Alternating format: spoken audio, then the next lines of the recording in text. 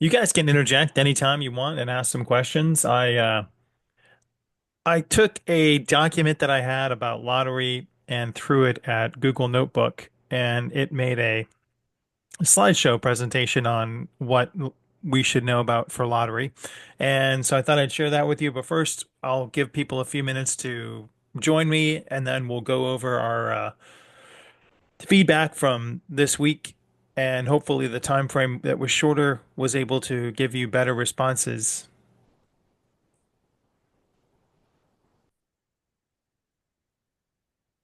Hey everybody, welcome. So this is a document that I sent to Google Notebook. I wanted to go over some of the things, the challenges that John talked about with regards to remote viewing numbers. When we do like a bingo card, if you will, and randomize those numbers, the idea is that you can feel over the box set and then find out where the number will be. That's kind of a dowsing method. Some of you have tried that to some success. It's not as accurate as an associative remote viewing full session or a the muscle testing that we've been doing, but it's just an idea of another way that you can make it work. John talks a lot of, John Knowles is spelled Knowles, Knowles. He's been in the RV community for, a decade, 2 decades, and he's wrote a good paper going over all of the viewers and what they had uh, tried, what works, and I'm going to be posting the video that Google Notebook made about that, as well as the document I can share to people if they're interested. Send me an email for it. But the most important thing is calibration. And so what that is when we're a reviewer is we want to get into the alpha state and be more receptive to getting information. As a muscle tester, you might think that's not as important, but it's still important because we need to center ourselves, kind of not be distracted by our environment, and do a couple of deep breathing meditations, get ourselves into that state where we're in a neutral sort of hyper alertness, as we call it in the remote viewing world. And you, in that hyper alertness state, you're able to acquire information about places that you are not. So the thing in remote viewing is I always tell people never think, because when you think, then you've drifted back into your left brain and you're not in that right brain modality. Remote viewing and muscle testing is like a left brain, right brain modality. So you're kicking back and forth between the two, but it's Mhm. important for you to get feedback. If anybody has a question, you can just interject if you want. So we're talking about a target. There's an abstract target and a real target. Real is different than it was 5 years ago now because we have AI. So when I give people an AI target, are they remote viewing the quantum computer that made that algorithm of the AI, or are they remote viewing the fake picture that the AI has made? It's a lot of it's confusing for viewers if you give them a photo feedback, which is not a real photo or something that was made by an AI, because the brain, the right brain, can't differentiate between, is this a real photo that I'm viewing or is this make believe? And it doesn't have that, like we can't tell in remote viewing that someone's legs are on backwards. So that's why it's good to stick to real world targets so you're not drifting into the different soup of, remote viewing something that could be fake. And that's how numbers equal fake AI images in a sense. If you start remote viewing fake AI images, you don't know what's real in your session. You don't know what senses you would be getting from a fake AI photo generated. Similarly, when you remote view numbers, numbers are not tangible. They're not something you can pick up and have in your hand. It's an intangible concept. So remote viewers have difficulty with intangible concept.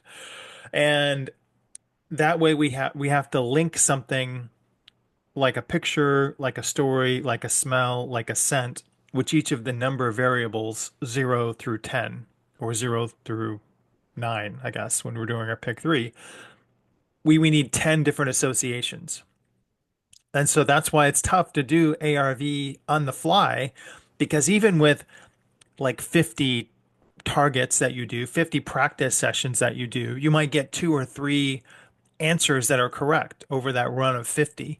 So you have to be very dedicated, very meticulous. And that's why the the Telegram bot that I want to run for this project, we're trying to put in place so that it can track all of those accuracies, all of those inaccuracies, how you did well, what you didn't do. Right now, it's just muscle testing, but I want to have a way to capture every part of your associative remote viewing session. And we're going to do one of those today too, so you get an idea of what is involved with an ARV session. It'll take like 5 minutes. So they say time synchronization is important. I don't really think that's accurate for me. There's no quantification between local sidereal time or the sunset or the moonrise, or just for me, it doesn't seem to matter. But they did track this, and Greg Koldickitz, Cole something or another, he did a long-term study of ARV targets. The lunar full moon phase is preferred. I don't know if that's true either. If you believe that, I think that might give you better accuracy. But if I believe similarly it has no effect, then it will have no effect. It's just your belief system that kind of pushes that through. The mental noise problem. So when we're awake, when we're out through our day, when we're driving a car, we're in the beta waking state. And we need to be on high alert because at any moment, someone could slam on their brakes as we're driving, someone could swerve in front of us. We need to be on high alert. In the remote viewing world, you want to be in a little bit, not, you want to have an awareness of what's around you, but also a heightened awareness in the alpha state or in the theta state of the unconscious. So your mind is, it's almost aware of things where you're not physically there, but it's also still minorly aware of things around you. But what I'm saying is don't remote view while you're driving because you need to be in alpha state and you need to be hyper alert and hyper focused for it. They say you should take 5 to 30 minutes to get into a meditative state of alpha. With practice, I think you can get into a meditative state of alpha in about 30 seconds. And that's Jose Silva's method. He recommends grabbing your middle finger that you would normally flip someone off with and your thumb and touch those together on both hands and kind of cross them in front of you. You could sit yoga style if you want, but just meditate on getting to that alpha state that you normally have gotten to, that you know what the feeling is like, and you can get into that point just by this yoga. I think it's a mudra when you put your hands together. That will improve your accuracy rate of imagery that you get, also data that you get. And not every viewer is equal, so it might take you more time, it might take you less time. You could listen to binaural beats. I don't listen to binaural beats, but you could. And seeing numbers in dreams, somebody just suggested, there was a correlation with a study of someone said that they did see numbers in dreams. My dreams are getting much more vivid since we've done this lottery project. I'm remembering all dreams every night. They're much more sequenced. And then I ask myself, before I move when I get up, who were the people, the places, and the problems in that dream? I write them down. And then I try and bring that into my own life to say, what was that dream really telling me? Because there's no instance where you dream and it's not trying to tell you something. And it's all that work that your brain has put through and we forget it. So really start to focus on the people, the places, and the problems in your dreams, the 3 Ps of dreaming. Write that down with a notepad by your bed, a recorder, your phone, and then really ruminate on what was that dream trying to let me know, because it's super important. Your brain has gone to a lot of trouble to work up this story, and then within 30 seconds you're like, what the did I just dream? So it's really important to make sure those are, it enhances your ability to problem solve and enhance your ability to remote view as well. Uh, so what we do in remote viewing is there's a number associated with an item. So 2 would be teapot, 3 would be tree, 4 would be garbage can, 5 would be, whatever. And you can continue to make these associations, but then after you do it once, you'll remember that you're remote viewing the tree or the teapot, and you'll start to think. Your brain will start to rationalize. So these have to be randomized every sequence or every run. You have to do 10 unique associations every run, and then your 3 targets to sketch a photo or sketch a picture of what that association is. You can also do numerical encoding with numbers and music. And the way you do that is you equal, it's like a different tonality. A lot of us are tone deaf, so this isn't going to work. But we can't just say it's going to be the number 5 because that's our brain trying to overthink what it is. The visualization exercises during the day also help intensely clarify in dreams. It makes characters and numbers clearer. You can attempt to write the numbers directly, but you're overthinking and you're using that. You have to extrapolate with your left brain what the number visualization is. And when you bring your left brain in, that's when the imagination starts to kick in, or we call the analytical overlay starts to kick in a remote viewing session. You can also use this no somatic method is what I call the kinesthetic muscle testing that we're doing, but you can also associate it like with on your left hand, every number is a digit, and you could look at your hand and say, what's the first number, and wait for, actually, you have to use both hands, I guess. So, 0 through 5, and then 6 through 10, or 6 through, I don't know how to count anymore, 0 through 4, and then 6 through 0 on the other side. And you have to look at your hands and say, what is the first number associated with it? And then wait for one of those numbers to tingle and your fingers, and then say, oh, well, my fourth finger tingled. That means the first number must be 4. Uh, you think about there's a personal association with numbers for you. You can really set your awareness with those numbers too. So for time sequences on the clock, you can tell yourself, uh, I'm going to get confirmation of my path every time I see the number 1, 2, 3. And you might just put that in your unconscious. And then as it comes out, if you're thinking about something, don't look for it. But if you see 1, 2, 3 on license plates or on the clock or on the TV, you'll notice that those numbers have a meaning for you because you've inset them in the global matrix of what you're trying to learn. The tingling can work. So Prudence Calabrese, who's now Birdie Nightshade or whatever the hell her name is today, I don't know. She has tried the tingling finger method to success, she has said, 5 times in winning the lottery, pick three. Give that a shot, see if it will work for you. You can also use the rune method too, and assigning each of the runes to a like a number. Or you could do this too. You could make a grid of the numbers 0 through 9, and you could draw the runes, turn the grid over, and then put them on the grid.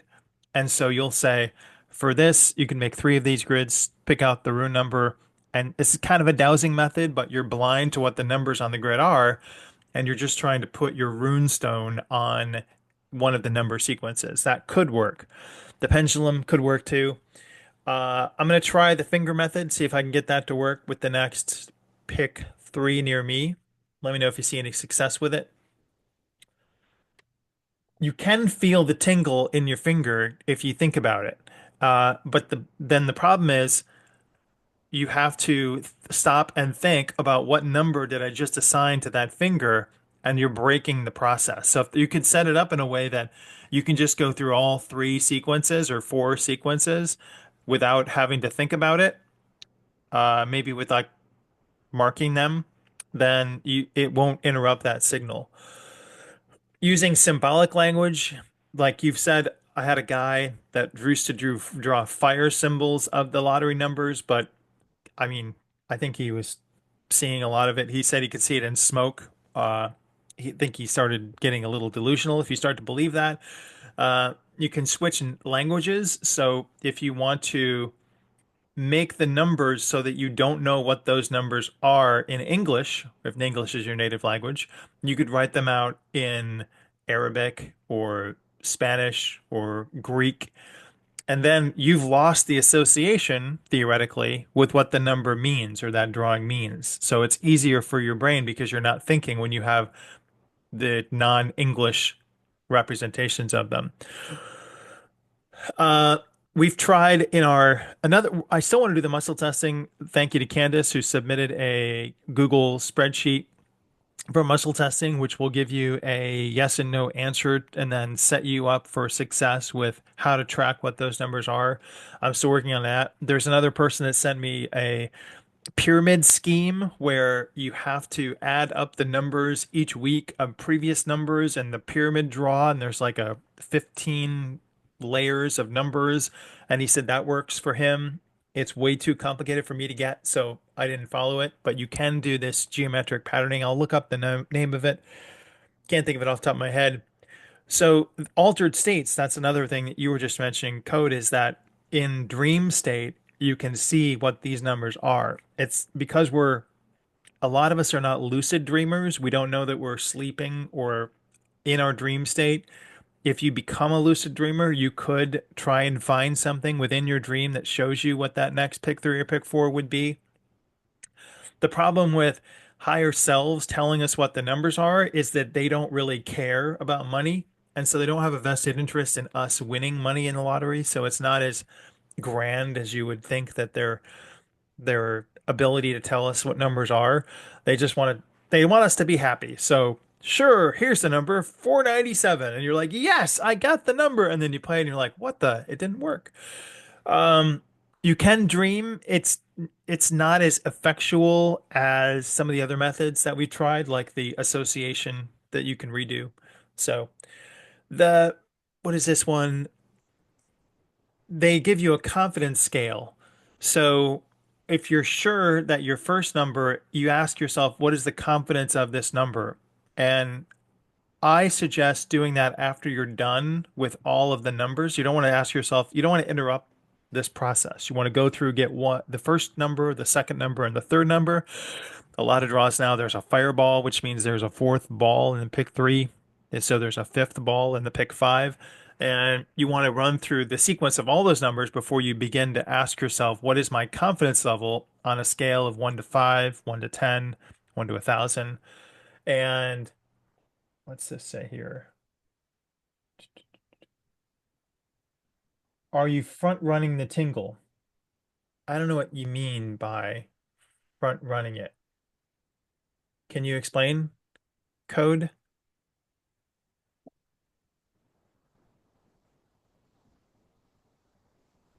Might be easier to come off mute for that.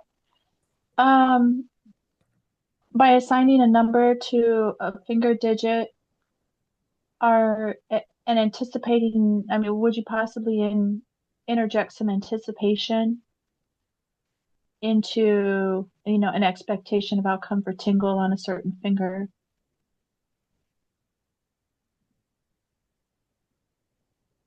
Can you guys hear me? Yeah, you could definitely have expectations. So in order to circumvent that, you could make little, tiny little post-it note, smaller than post-it note, but 1 inch size, and then turn them over and mix them up. So you've got 0, 1, 2, 3, 4, 5, 6, 7, 8, 9, and then turn them over and put them by your finger. So looking at your finger, you don't know which of the numbers you're tingling or are tingling for you. You know, if you when you when you've already assigned it, you do set that expectation to say, "Oh, I got a 4." But if you don't, if you know that fourth finger tingle, but you don't know what the number is, you don't have that anticipation of the excitement of getting the number until you turn things over. So blind yourself to, the finger number associations. And we did try the math idea last week. There was a problem in our addition sequence with how to add up the numbers. So, and there's a ways to bet. I didn't want to go over the system of picking things out and let's go here and that we did last week because it was over confusing. So, the you should do it before. This is another, so time is interesting too. In order to get better at looking at lottery numbers and the winning numbers, you have to look backwards in time because you don't want to look ahead to when the numbers are drawn at the draw. You want to move ahead an hour and look backwards because you have a better perspective as a remote viewer looking backwards at the number sequence. So instead of saying the time of the draw, move an hour ahead in your queue and say, I'm looking at the numbers that were drawn at 7 o'clock Central Time, Monday, February 2nd, or whatever it would be. Um, I bet this would work great for, I don't know who that is, that lucid dreaming person. But looking backwards at the number is a better way to get it. And try that in our muscle testing too. So when we try it the next time, know that you know the answer and ask yourself, now knowing I know the answer, what is the answer? And that will also improve your accuracy a little bit. You don't want to do it too far ahead too. So that was the exercise we did this week. Instead of looking at things like with a 96-hour time window, I wanted to do things in like a 24-hour time window to see if we had a better accuracy for it. And we'll get to that in just a second. Um, a track record is definitely what we want. There's a box set, and I don't, let's see, where is these people? Courtney Brown failed in his tests. Visualizing, it says here, this is from John Knoll's paper. Visualizing numbers as they appear in the paper is the most common method, but does yield the most poor results. So if we've got a 24-hour window that we're looking ahead towards, and we want to look ahead maybe 30 hours, and then look back at that number, we can do the finger association method, or we can do the muscle testing method, but make sure you have a way to track all of those papers. And I'm going to send out this week a paper on how you can individually track your lotto as well to see how many trials you do. And because it's not a bot yet, but see how many trials you can do and how accurate you are with getting one number or two numbers, because that will improve your excitement about it too, if you can get that. I think there's you can buy, when you buy pick three tickets, the box method, straight, wheel, or ends. And if you buy the straight method, that means you got each number in a row in the right order. That pays out the most. I don't recommend that because you can get the right numbers in the wrong sequence. And then if you get that, you'll be really mad at yourself because you're like, "Oh, I got it, but I missed it." So the master protocol is you want to wait a couple days for your feedback. You want to do it a couple days ahead. I'm going to say 24 hours or 48 hours before that draw. That's going to improve it. You want to practice getting into your alpha state with your meditation, your maybe your deep breathing method, maybe listen to binaural beats, any one of these. And you don't need to calibrate the sidereal time. Uh, Try the digit method. Try your It says the unitary or binary. That's with when you're doing ARV, associative remote viewing. So that's not apropos to what we're doing. But then don't bet a lot. Like, bet $3, $5, whatever, because it's the winning is not important as knowing that you can do it and proving that you can do it once. So the first is the best, and then continued success at it will take more time and more dedication to it. But we're not going to give accurate pick three numbers every week and expect that now I can retire. I don't need to work anymore. It's, I mean, you could, but that's not what we're striving to do here. So we're striving to be better at ARV, associative remote viewing, and at muscle testing in the thing. Is that the last one? Yeah, that was the last one. So any questions about that real quick before I go over the target answers? Ronan, I mean, Mr. Ality, can I ask you, can I ask you about the ideogram? So I'm having a hard time with the muscle test. And then when I get to the ideogram, you know me, because overthinking, I can't help but feel I'm influenced by the yeses or no in front. Does that matter when I'm drawing? Ah, hmm. So you're having Mm. trouble dissociating from your sequencing. Yeah, because Yeah. I might say yes, yes, and then I'm doing the ideogram thinking, okay, don't think yes. I don't know.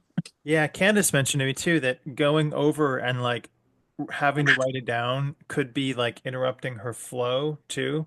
So Uh, if you're, I still do like two or three ideograms when I run it. And then I'll do like one, two, three muscle tests. So the sequence I have for you guys is muscle test, ideogram. If you want to switch that up and make your own, or you could do them in two separate runs if you want, if you think that it's obstructing you from moving forward. You could just Mm. say I'm going to do all my muscle tests, my 5 muscle tests. I'm going to set that aside, and then I'm going to do my 2 ideograms for each TRN, and then I'm going to combine them at the end and look to see how many yeses and how many nos. So your analysis part is separated from the viewing or the muscle testing or the ideogramming part. Yeah. Okay. Yeah. Can AI be used to assist in any way the methods we discussed today? Yes, it made this presentation after John Knowles has like a 26-page paper on ARV and all the other methods. And I threw this at the Google Notebook to see what it would do for it, and it made this. So 100%. There's not AI, but what's the name of that program? I for like AI specifically using this to predict lottery numbers, nah, I can't see how it can do it because it's just a guess. It's just an algorithmic guess. I mean, you could throw all the past numbers of a draw at it and tell it to extrapolate the, next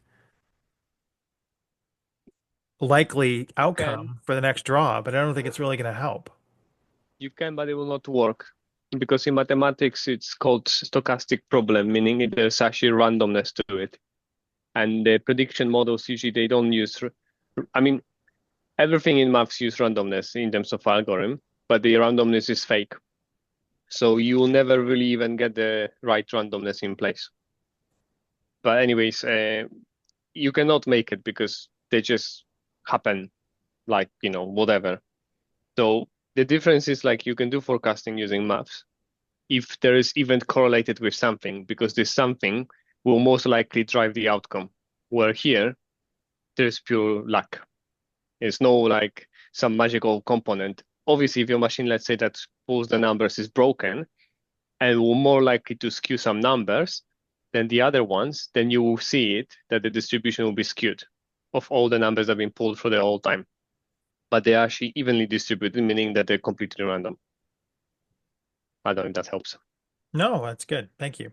Yeah, I just don't see how it's going to be accurately accessible it's not going to provide a statistically significant help to get the numbers. Judy, did that answer your question about separating it out? Yes, it did. Yeah. Okay, thank you. Anybody else with questions?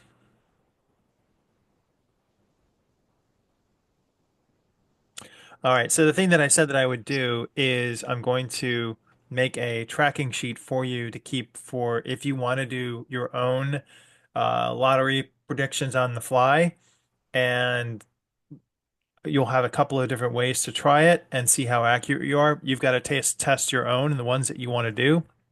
I think that will be helpful if you're more emotionally invested in it. So let's run over to the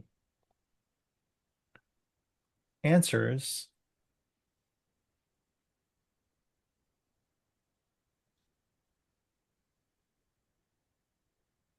Are they? Here, there. Okay. Um, so we did a sequence this time, and I didn't tell you which were which. So I don't know if that's good or bad that I did that, but I wanted to make it sort of disambiguous as to which were the personal queries and which were the non-personal queries. The first 5 were sport ball predictions. The Los Angeles Kings defeated the Philadelphia Flyers, and that was a yes down here. The Kings did win. The Indiana defeated New Zealand by 46 runs in the next fifth T201. I can't pronounce that word. Yes, India did. No. What's it say? India defeated New Zealand. India won by 7 wickets. So it was an interesting quandary because it wasn't a yes or no that they win. It was a yes or no that they win over this many goals. And that's another bet that you can run to say, I'm going to predict like the total number of wickets scored. I still don't know what a wicket is. I probably should Google that. Are all the wickets sticky or just a few of them? And why do they get sticky? I don't know. Is it the mud? Um, but India only won by 7 wickets, so the answer was no to that one. The third one, the San Antonio Spurs lost to the Chicago Hornets. No, the Hornets won Wait, on January 7th, San Antonio Spurs lost to the yes, the Hornets won. So the San Antonio Spurs lost. That is yes. So we get yes, no, yes, yes, yes for all five. Houston Rockets defeated Dallas Mavericks. Yes, they won 109 to 102. And the Indiana Pacers defeated the Atlanta Hawks. Apparently, no defense in that game either. So yes, no, yes, yes, yes. But we do have a caveat to say by this number of wickets that they did win. So you can add that segment in the queue as well, not just a winning team, but that. How did you guys do for these five? Yes, no, yes, yes, yes. The other five are personal statements for you. So they were asking yourself, how can you get better? How can I better myself? Am I doing all that I can to be the best me? I commit to better time management on the weekends. I don't. So that for me would be certainly no. I'm on the right path financially. Again, no, because I just invested in crypto and I'm sorry for everybody out there because I did put some money in crypto and that's why it went down because it all revolves around what I do. So I'm gonna sell some off for the rest of you now that it's at a low, so you all can experience some type of gain out there. The third one, I have a medical condition which requires to visit the doctor within the next 3 months. This is something that we run as a remote viewer. We run our own personal health trajectory to see what issues we might not have diagnosed within us. And you should probably go see a doctor if that came out. And seriously, what the F happened to crypto? It just went in the toilet the other day. I mean, everything's in the toilet. So it's all my fault. I invested. It's me. I did buy. So that's why everything is down. So, uh, I also invested in uranium. I don't know what's happening with uranium. I'm afraid to look, but I'm heavily invested in uranium, and we'll see how far down the toilet that goes. And hey, Candace, who is responsible for this Fukari? Candace, here are the first five questions. Uh, can you see my screen? I hope there. Copper. I don't think I invested in copper, but I have pennies. And now at stores, they say, due to a nationwide shortage of coins, we are no longer accepting change. And I'm like, there's no shortage of coins. There are still pennies. We just stopped making pennies. But pennies are made from zinc anyway, so it's a joke. Except the old pennies. Except in like 43, they're made of steel because there was a copper shortage, but I have steel pennies and copper pennies and zinc pennies anyway. The answers are yes, no, yes, yes, yes for those. And then the five personal questions are, I am doing all I can to remove blocks from my optimum personal trajectory. I feel like I'm trying to remove blocks, but I'm not always working daily to remove those blocks. And there is more that I could do personally to help remove blocks for people and myself. And so the question is asking, I'm doing all I can to remove blocks from my optimum personal trajectory. And the optimum personal trajectory that you have is just how to be the best you can be in this lifetime. And then the last one, I have adequately forgiven all those who have wronged me in this life and previous lifetimes. So forgiveness is a big important part of our personal journey on this earth. Forgiveness is a big part. Financial and health is a big part. So I wanted to add these statements of fact for you to find out how you're doing on that and whether or not these statements were you more in tune with the answers here? Because our question last week was, are we not invested in the answers because they're picks we're not working on? But if they're personal questions of me and my development, then I should be able to get, more emotionally, physically, financially, healthfully invested in them. So how do you guys do? Do you think that the personal queries accurately represent where you are?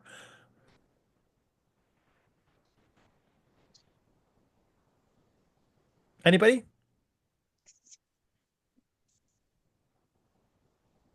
Um, I don't know.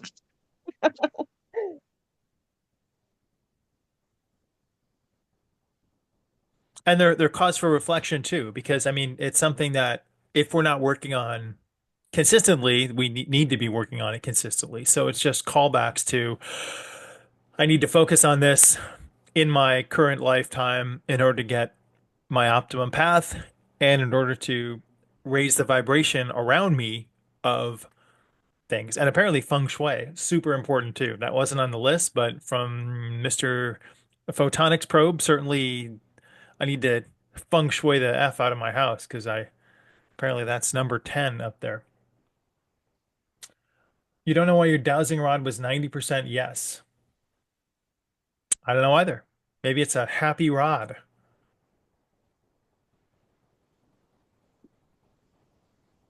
Candace, how is important is feng shui? Very, very, very important. I was just about to say that I found an app actually that does the compass directions for you. So you don't have to necessarily overlay the Bagua map. Because in Australia, because I'm in the southern hemisphere, it is a bit different, but the compass doesn't change. So there's an app called Marie Diamond, and What? she actually, what? Anyway, she gives you like in the app, you have to add your date of birth, and then it'll give you your energy number, which is the same as what your cool cute core number is, KUA.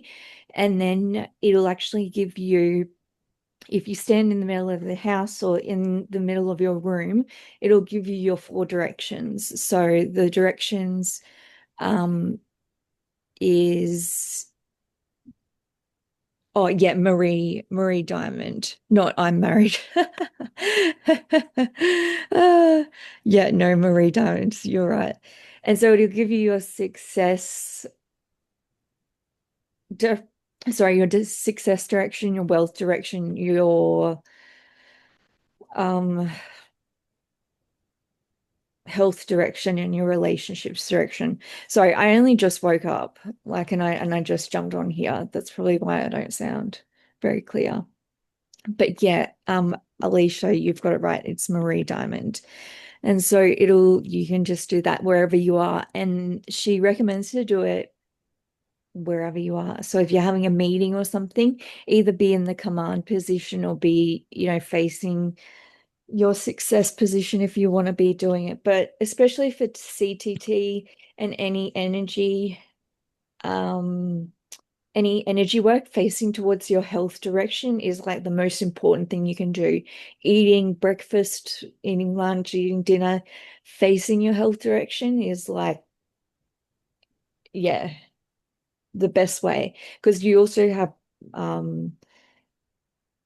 directions that aren't ideal or optimum. And Huh. so I realized that I was eating always towards my success direction, which is fine. But now that I eat towards my health direction, I feel like I'm fuller for longer, which is Wow. weird. But anyway, just like little things like that. Huh. I'm going to have a serious chat with Chat GPT about learning how to feng shui myself better so that I can more accurately. I've got a good compass too. We used to do uh, finding projects in a remote viewing group that I was in, and we all had the same compass. And you had to turn yourself around in a circle and like not know where, kind of like disorient yourself, and then stop at the point where your unconscious was telling you to stop. And then you would look at the compass dial, you would write down the azimuth on it, and everybody would write down their azimuth on it in the group. There were like four of us. And then we could find something on a map based on all three of those azimuth, Yeah. AZIMUTH calculations with Google Maps. And that was a faster way to get to the answer as opposed to doing like 30 different ARV sessions to say, is it east or west of this target line? When we could do it in like maybe 10 minutes. We could get the answer to anywhere that we were looking at on Google Earth. So like the reason I'm saying that is because birds have this sort of magnetite in their brain. They know which direction they have to go to migrate. They know which direction they have to go home. Our brain is not that discriminating as good as birds, but we do have this capacity for magnetite plus intuition in our brains. Is that why our programmers or our whatever are the birds? Yes, it's why they're birds. Yeah, 100%. I knew you were going to say 100%, obviously. that. I know. Let's just put birds in charge. Why not? Crazy up there. I'm still trying to understand that process, and I still like think about it and want to go back to, those questions time and time again to find out how is management structured up there? What are the jobs? How can I apply now? What if the birds have it? Why can't I get it? It seems like I am better equipped than birds to suggest how people should have better lifetimes. The birds would just say, find worms down there, get up bright and early, chirp to your heart's content. I don't know. Um, Well, I don't know. Maybe that's the right thing to do, to be getting up at the crack of dawn, to be, they do kind of do the right thing. Except for the one bird here. It is very resilient. It only has one leg and it oh, knows to poor come little back fella. here all the time. So, They don't live that long, but they're in charge up there, I guess, in some instances. And so I always try and find out, well, not always, but often try and find out who is in charge of this lifetime. What have they helped you do? How is it successful? And a lot of them get mad when I ask, about the decompression process. So that's interesting. But I do hope that this week you had greater success in your personal queries. And, think about those, ruminate on those so that you can take action based on the muscle tests that you have gotten answers to for those five. And I'll send that out too, or you could I'll take a screen cap maybe and send it to everybody so they've got the answers there. Or I'll send this document out to those of you that did it. So what would you like to see for next week? Uh, it's still going to be free for the next month while we get things in order. So don't need to worry about that. But I want to make sure that I'm covering everybody's queries and answers and questions about methodology. I have a question. Oh, sorry. Sure. So what about our visualization? Like, so when we're getting in alpha state or before we do this, see yourself in your family compound or in your Alfa Romeo or whatever it is.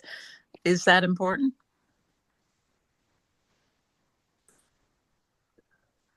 Seeing yourself as already having won, possibly. Like my gut tells me no, because Mm. engaging in fantasy thinking is not, productive. And it's not, if you change the tense, the verb tense of, the belief and believe that you already have these winnings, I have already won the lottery. I Mm. think that's more powerful than Okay. imagining you have won it because this Yeah. this like the trope online about imagining your success, imagining these, it's to me, and you're just fueling that fire of the imagination and not the actualization. So there's like a disconnect in the step of actualizing. Mm. That makes sense. Thank you. Oscar, I'm sorry, I didn't see your question. What was it? Can negative energy from others we come in contact with cause blocks? Energy vampires are definitely real people. I mean, they're like entities. You might be around someone, they just drain the room. They're like a jerk. For sure, they could sap your energy. And I teach a method in my course about a pyramid protection and how to put up protection around you. And if you feel like you're involved with like an energy drains vampire situation in your life or in your work or in your, around you physically, as a neighbor, even, that can certainly play a part. And there might be other steps you have to take to, remove those people from your life. But you can set up a protection pyramid. So we do that in the CTT on Monday morning as well. We set up a Faraday cage. I need to show you what a Faraday cage is in CTT tomorrow, a protection pyramid. So the pyramid, it's the Sphinx pyramid you can imagine, but mine is more effectual. But the just imagine like a pyramid of protection around you, around your entire body, so that nothing can penetrate that shell around you. And try and put that up maybe once every 2 or 3 days, like visualize that protection method. You could do also like a Robert Monroe calls it a reball, a resonant energy balloon of like pyramidal or balloon golden light protection around you. And if you feel yourself going out in situations where, you're put in a place where these people, you're going to be around energy drains, you can visualize that protection. So I'll do that like every time I go out now because everyone's coughing around me and sick, and I just put up my energy protection pyramids and don't have any problem with it. I'm seeing a lot of people wearing masks too, which is odd. It's like I'm having PTSD flashbacks from 2021. What lottery are you using in the UK? Magic, asks Judith.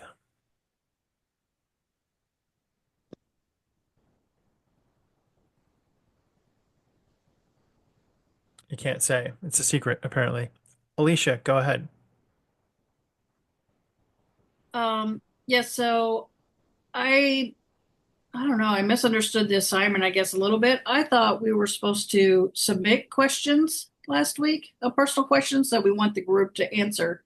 So I like the way this was, but maybe that's just a suggestion. Okay. Yeah, so randomizing the queries that we do for personal introspection would be good. And I'll take a look at yours and send them out maybe as a blind for next week. I still like the idea of knowing that there are 5 and 5 because you're more invested if you don't know which is which. Right, I'm saying maybe each one of us can submit a question, to the group, and we could all, maybe answer like, am I going to get a raise this week, or am I going to win a case, or something like that that's personal to us as It's a tough because not everybody's in the same situation. So I was trying to make them general enough that they would be applicable to everybody, so that it's not like job particular specific, but you definitely could do it, for yourself and put them in a bag, like your muscle testing bag, and then run it and then pull it out. Okay. Yes, you can put up energy protection pyramid around yourself, around your friends, around your physical body. I've never done it around my bank account, but clearly I need to put it around my crypto accounts because they're crashing into the meteor right now. They're meteorically, cataclysmically crashing hard. I have a question. Ooh, that's pretty. Hello? Hello? What is the yellow? What? So if I'm facing southeast, I'm just in like a chasm of void of darkness. It's not your ideal. That's me personally. It's the yellow is wisdom. So I face that way when I do tarot. When I do the energy, like when I do the muscle testing and stuff, to tap into my wisdom. And then yeah, I do CTT and eat towards the southwest. And then I have to fix my relationships apparently. But she says she's got heaps of videos on YouTube, and also inside the app there is lots of like little hints and tips and stuff. And yeah, she was on The Secret as well, by the way.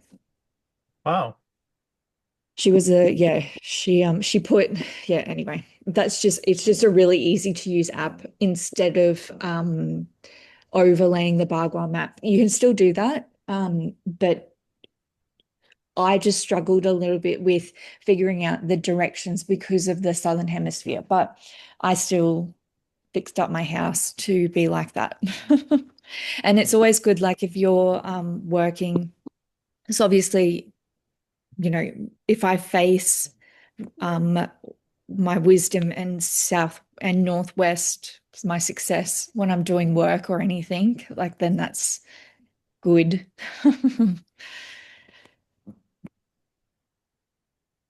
Well, clearly I need to look at more of these methods that I haven't looked at. So I'll see if I can't Download the app. It's identify super the easy. errors in my current sitting patterns because maybe there's a you know maybe there's a correlative effect with where I sit to do my ARV session or my remote viewing session.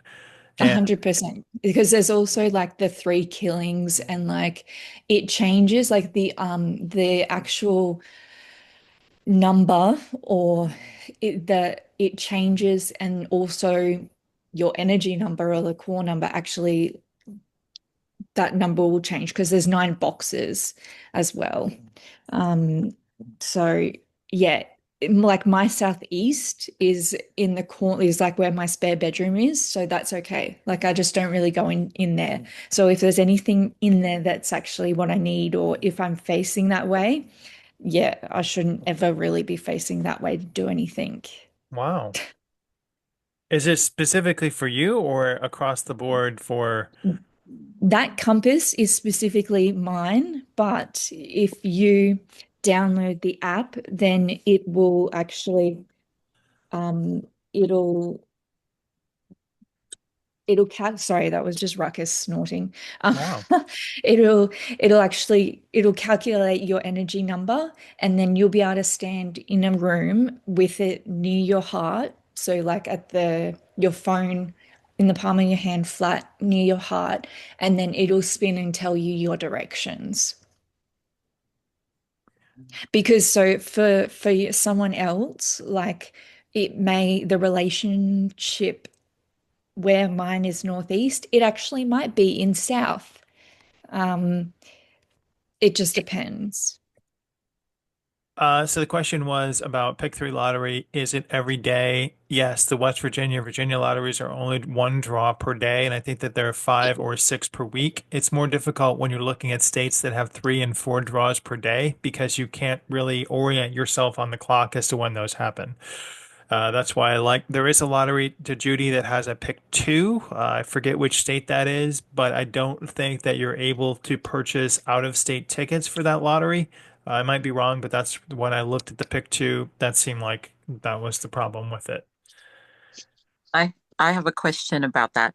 So you know Sure. when you go in the store and you know the scratch cards and they're numbered like 1 through 7 or however many they have on the outside. Could you do something um like should I buy number 7 today or I don't know. That I, wouldn't work with it. it's tougher because there are so many variables in the scratcher. And, you could buy the right scratcher at the wrong place. So you really have to focus on, when to go. There's a Yeah. website here. It tells you like what are the outstanding jackpots on for every scratcher in this state. And you could go there and that increases your ability to get the right scratcher because you know that there are 5 outstanding, $50,000 draws. But Hmm. then you'd have to find out where am I supposed to go to get this ticket, and that becomes a I geographical problem. Huge. I That would be don't huge. think that's available in UK. My friend and we both had this experiences of scratchers where you can look at them and see like the winning ones because they have a higher energy to them. So like if you go to different like places, you can see like, that the energy is higher and like, an area with like nature or a lot of like energy and it's like applying that, like getting good at that skill. That's my only advice about Scratcher. I do that sometimes, that if I go and I will buy the scratch card, I'll actually go and check if this is a winning scratch card, if I pull this one or this one or this one. And not always, but because it's difficult to like, oh yeah, you're gonna get a winning one and you have a winning one. Like today's remote viewing for me, like 0% out of 5, I had 0. So yeah, it works sometimes, but it's not like a big wins. Yeah. So I've tried about 5 times doing a associative remote viewing session on what I need to look for in a ticket. So the queue is structured in a way that the next pick scratcher ticket that I buy most unique characteristics of the ticket. And so I'll do like a, quick sketch, stage two, and then a stage three. And then I'll take that, I'll be done with the session, and then I'll, remember what my sketch looked like, and I'll try and find a ticket that looks like it has a tower on it or a helmet on it or cash on it. And it hasn't won yet, but it's another way to try it. Always sit with a command position, Candace says, so you can see. I never have my back to the door, no matter where I go. Any restaurant I go into, if they try and seat me with my back to the door, I say I need another seat. I have to be always like aware of the situation, my situational awareness of any restaurant I go into. I have to see the door. It's not an OCD thing. It's just a you need to be prepared thing. And certainly, I always want to be, aware of what's happening, somebody coming in. So for next week, I want to send out, we're going to try an ARV target. And an ARV target just means you're going to make a flash sketch. A flash sketch, again, is just a quick, like 10-second sketch. It'll be like I'll give you the instructions for it. And then you're going to go through a stage two. A stage two is like a quick, here are my 5 senses that I'm going through. And then you're going to make a final sketch of your flash sketch. So it should take you maybe 3 minutes to do, but it's just a way to see how much more accurate you can get in a flash sketch. And don't be discouraged by it. Don't be upset by it. It's just our first flash sketch and our foray into the associative remote viewing realm. Without knowing about remote viewing, don't be concerned if you don't know how to do a remote viewing session. An ARV session is very quick. You don't have to be fully skilled in how to do it, but it will tell us how accurate you are with regards to your sketches. So the detail you want to make sure you take from the ARV is don't worry about it looking very good. You're supposed to, low fidelity, low sketch, low impact, low fidelity is most important. Don't like try and sketch like a draftsman drawing or anything. We're doing like a 15 and a 45-second sketch for the whole thing, and then a 2 minutes with our 5 or 6 senses,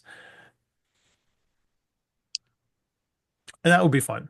And then we'll have feedback on that on Sunday as well, plus the muscle testing, plus the that. So ARV plus muscle testing will be next week.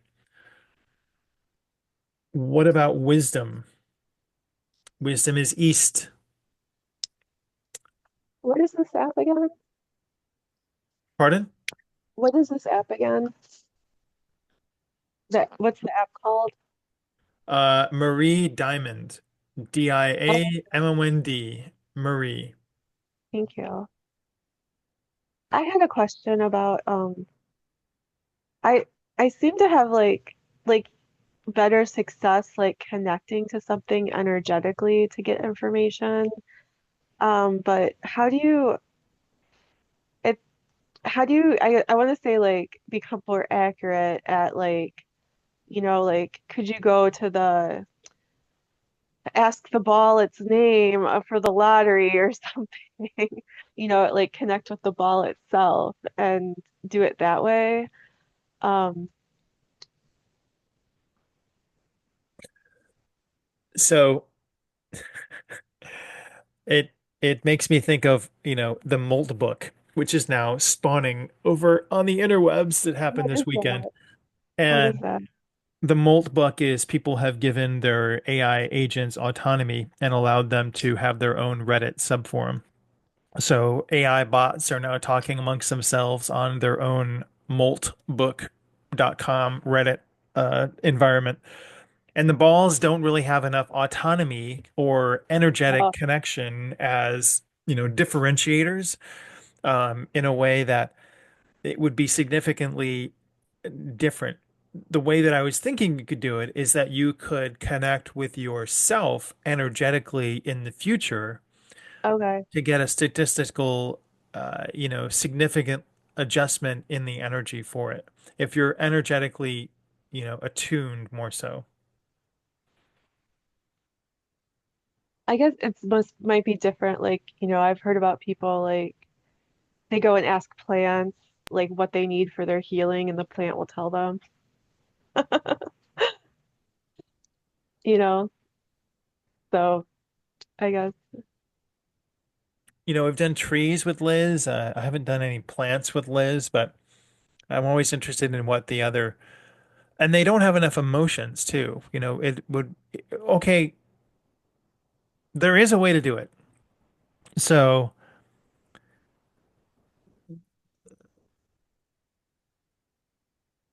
I'll have to tell you about it next week because I don't, it's a play that I don't want to.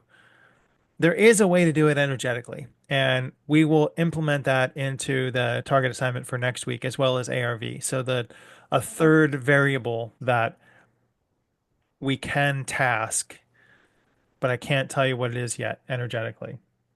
I don't know. I'm still learning how to do this. I'm like I'm pretty accurate at like like connecting with people's energies and receiving information that way, like getting their auras like correct and things like that. And I don't really know how I do it. It just like comes to me, it like falls in my head is the only way I can describe it. Wow.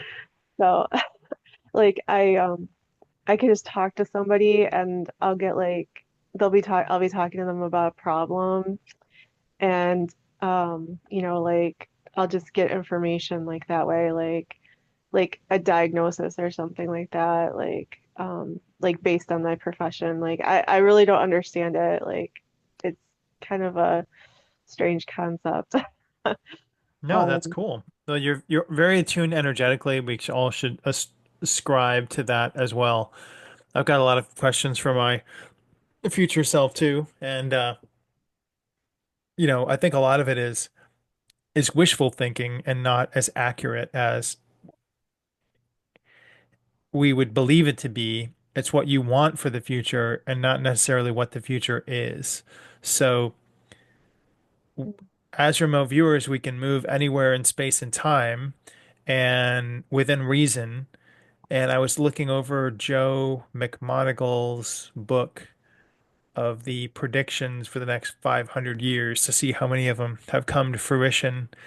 And he got some that are right, but some that are off as well. So even the best remote viewer from the military is off sometimes.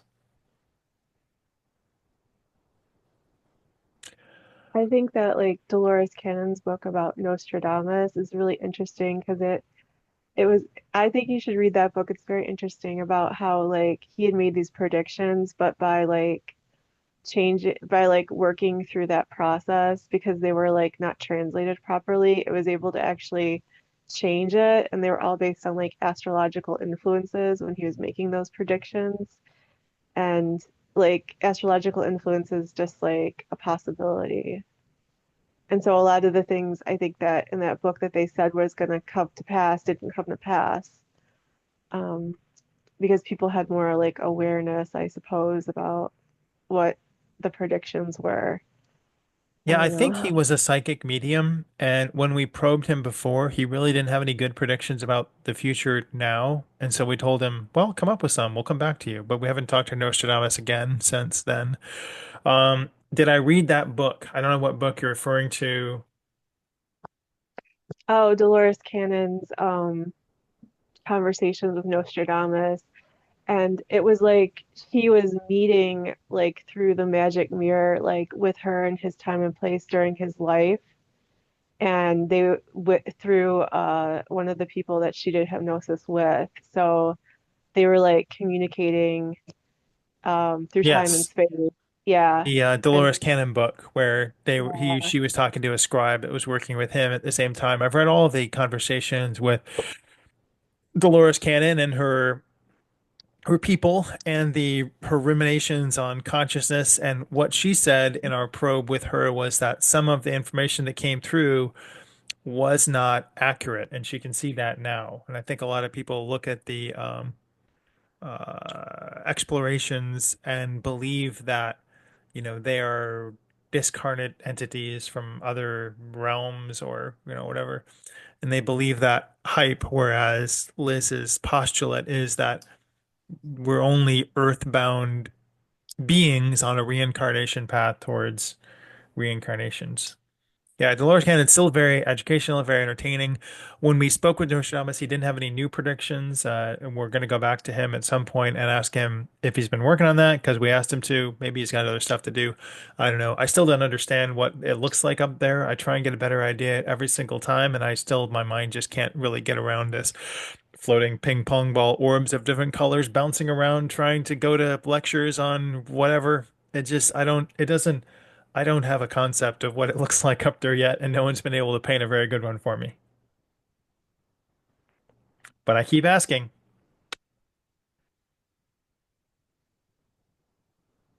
Mm.